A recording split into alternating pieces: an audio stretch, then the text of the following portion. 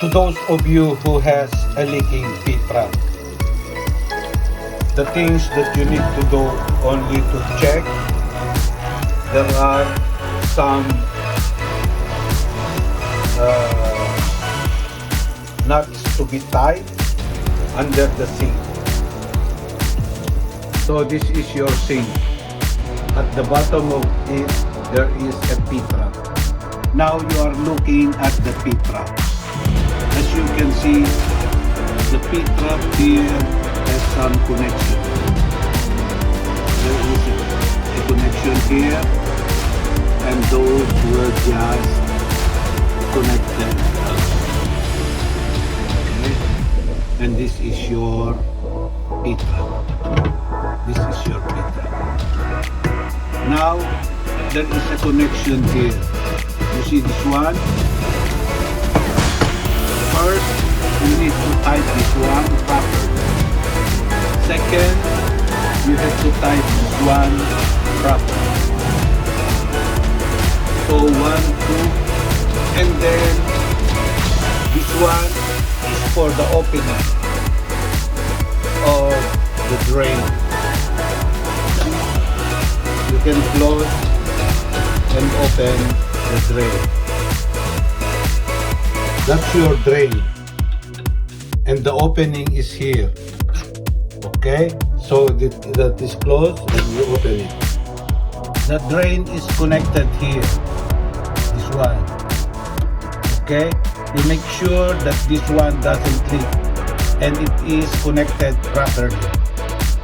So you have to check that one also. Now you have 3 things to check. 1, 2, tight them, and then this one you have to install it properly from the inside so that it will catch and it doesn't leak.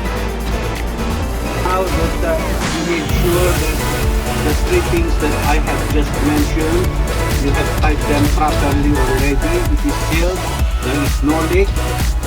You have to do the hard part. You can see here, as you can see, there is a connection on the sink and this pipe, which is the P-trap assembly. All these things, this black pipe here, are all P-trap assembly. Okay? Now there is a connection on the sink with this P-trap assembly. You make sure that this one should be tied properly. Otherwise, the leak will come as you use the sink.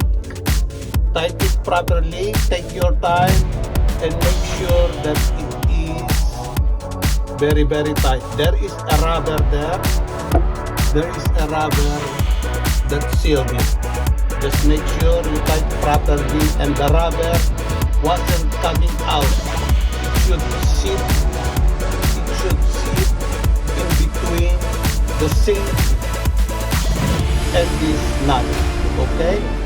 Make sure of that, and everything in your P-trap or under your sink won't leak. Thank you very much for watching, and